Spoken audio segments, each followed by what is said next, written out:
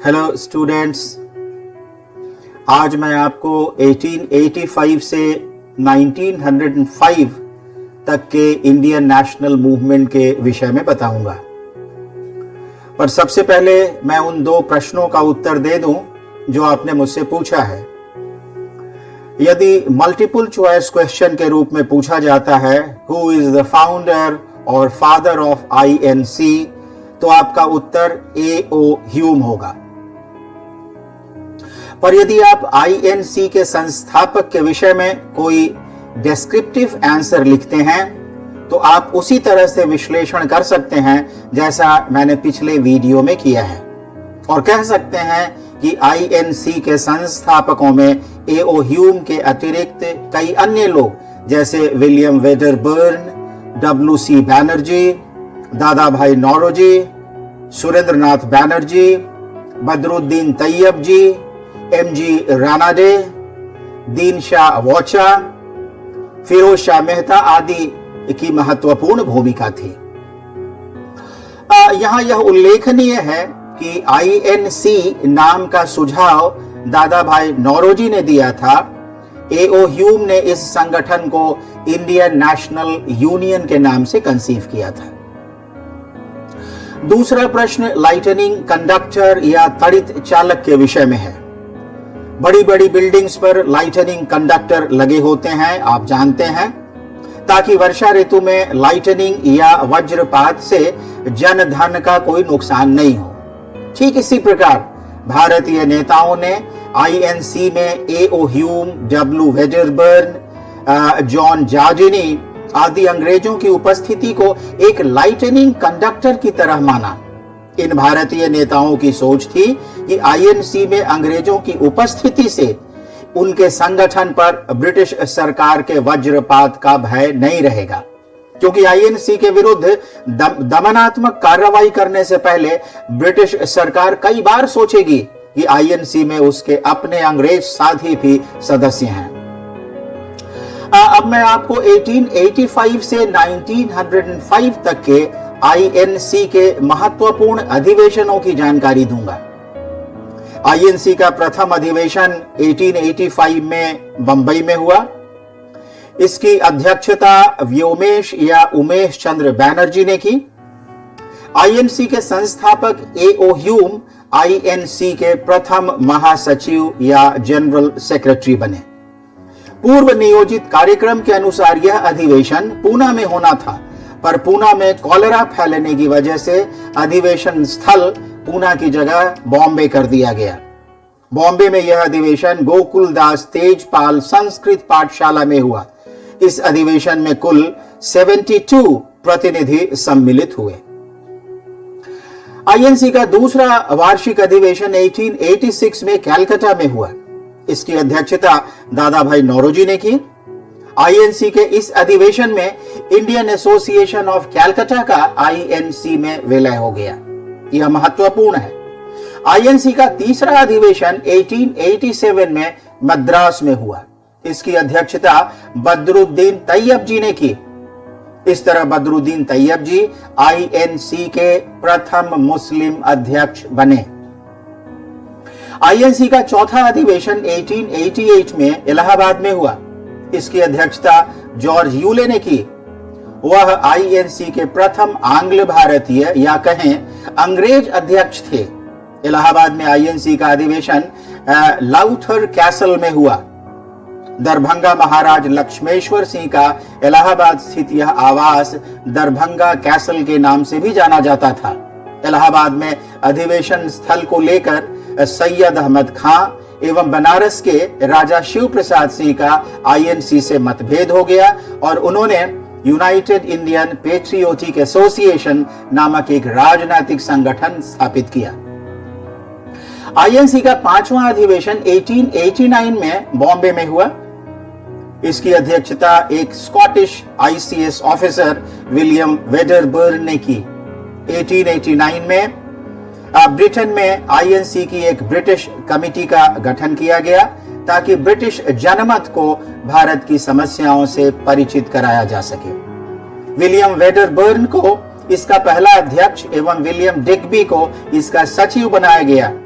इस समिति ने एक पत्र इंडिया का प्रकाशन प्रारंभ किया, जिसके संपादक विलियम डिग्बी थे। 1890 में आईएनसी का अधिवेशन कलकत्ता में हुआ। इसकी अध्यक्षता फिरोज शाह मेहता ने की।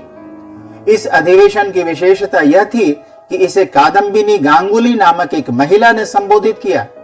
इस तरह वह आईएनसी को संबोधित करने वाली प्रथम महिला बनी, प्रथम भारतीय महिला बनी। उन्होंने अपना संबोधन अंग्रेजी में दिया। वह कलकत्ता विश्वविद्यालय की प्रथम महिला स्नातक थी। उन्हें भारत की प्रथम महिला चिकित्सक होने का गौरव भी प्राप्त है। उल्लेखनीय है कि कादम्बिनी गांगुली के साथ ही आनंदीबाई गोपालराव जोशी ने भी एक ही वर्ष 1886 में मेडिकल की डिग्री प्राप्त की थी। 1892 में आईएनसी का अधिवेशन इलाहाबाद में हुआ। इसकी अध्यक्षता व्योमेश चंद्र मुखर्जी ने की। 1892 में आईएनसी का अधिवेशन इंग्लैंड में प्रस्तावित था, लेकिन वह वहां नहीं हो सका। 1896 में आईएनसी का अधिवेशन कलकत्ता में हुआ। इसकी अध्यक्षता रहीमतुल्ला एम सयानी ने की। आईएनसी के इस अधिवेशन में बंकिम चंद्र चैटर्जी रचित वंदे मातरम नामक राष्ट्रीय गीत को पहली बार गाया गया। 1901 में आईएनसी का अधिवेशन कलकत्ता में हुआ, जिसकी अध्यक्षता दीन शाह वोचा ने की। इस अधिवेशन की विशेषता यह है कि इसमें महात्मा गांधी ने भाग लिया और इस प्रकार वे आईएनसी का हिस्सा बने। 1904 में आईएनसी का अधिवेशन बॉम्बे में हुआ, जिसकी अध्यक्षता हेनरी कॉटन ने की। इस अधिवेशन में मोहम्मद अली जिन्ना ने पहली बार भाग लिया। 1905 में आईएनसी का अधिवेशन बनारस में हुआ, जिसकी अध्यक्षता गोपाल कृष्ण गोखले ने की। आप सभी जानते हैं महात्मा गांधी गोखले को अपना राजनीतिक गुरु मानते थे। गांधी ने गुजराती भाषा में रचित एक पुस्तक उन्हें समर्पित की, जिसका शीर्षक धर्मात्मा गोखले है। प्रारंभ में आईएनसी के प्रति ब्रिटिश सरकार का एटीट्यूड बहुत ही पॉजिटिव, बहुत ही सकारात्मक था। यही कारण था कि 1886 में आईएनसी के कलकत्ता अधिवेशन में लॉर्ड डफरिन ने कांग्रेस प्रतिनिधियों के लिए एक गार्डन पार्टी का आयोजन किया। पर 2 वर्ष बाद ही 1888 में डफरिन कहते हैं, INC represents A microscopic minority of India, a microscopic minority of Indian people. अर्थात आईएनसी भारतीयों के एक अत्यंत छोटे समूह का प्रतिनिधित्व करती है, और यह समूह इतना छोटा या इतना सूक्ष्म है जिसे एक माइक्रोस्कोप से ही देख पाना संभव है। यह आईएनसी के प्रति डफरिन की एक खींच थी, जो इस रूप में व्यक्त हुई। 1892 में भारतीय परिषद अधिनियम या इंडियन काउंसिल्स एक्ट पारित हुआ। ब्रिटिश संसद द्वारा पारित इस अधिनियम ने ब्रिटिश भारत की विधान परिषदों के कॉम्पोजिशन और फंक्शंस में कई संशोधन किए। इसने विधायिकाओं के सदस्य होने हेतु निर्वाचन के सिद्धांत को मान्यता प्रदान नहीं की, पर इस अधिनियम ने ब्रिटिश भारत की सरकार को अधिकृत किया कि वह विधायिका के सदस्यों का मनोनयन स्थानीय निकायों, लोकल बॉडीज, विश्वविद्यालय के सीनेट, चैम्बर ऑफ कॉमर्स और जमींदारों के संगठनों के परामर्श से करेगी। 1893 में ब्रिटिश हाउस ऑफ कॉमन्स ने एक प्रस्ताव पारित कर आईसीएस की परीक्षा एक साथ इंग्लैंड और भारत में आयोजित करने की भारतीयों की मांग का समर्थन किया। 1885 से 1905 की अवधि में आईएनसी ब्रिटिश भारत की शासन व्यवस्था में सुधार चाहती थी। वह चाहती थी कि विधायिका अथवा विधान परिषदें अधिक प्रातिनिधिक या अधिक रिप्रेजेंटेटिव हों। उसका मत था कि विधायिका के सदस्यों को मनोनीत न करके जनता के द्वारा निर्वाचित किया जाना चाहिए। आईएनसी चाहती थी कि भारत में एक उत्तरदायी, एक रिस्पॉन्सिबल सरकार की स्थापना हो। उसने ब्रिटिश सरकार से सरकारी सेवाओं के भारतीयकरण की मांग की। वह एक स्वतंत्र एवं पृथक न्यायपालिका की पक्षधर थी। 1887 में मद्रास अधिवेशन में आईएनसी ने आर्म्स एक्ट के विरुद्ध प्रस्ताव पारित किया। 1888 में इलाहाबाद अधिवेशन में उसने नमक कर में कमी की मांग की। 1896 में कैलकाटा अधिवेशन में आईएनसी ने दादा भाई नौरोजी के धन बहिर्गमन या ड्रेन ऑफ वेल्थ से संबंधित थ्योरी को स्वीकार किया।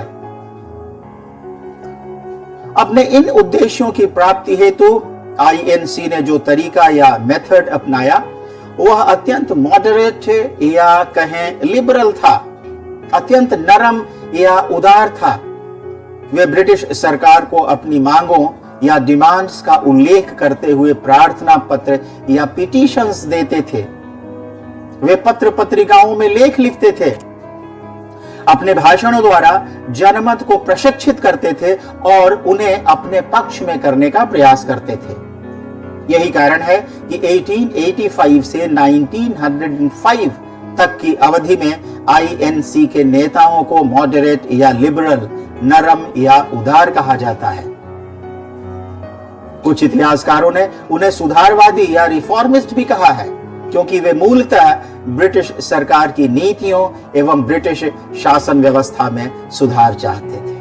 Thank you very much.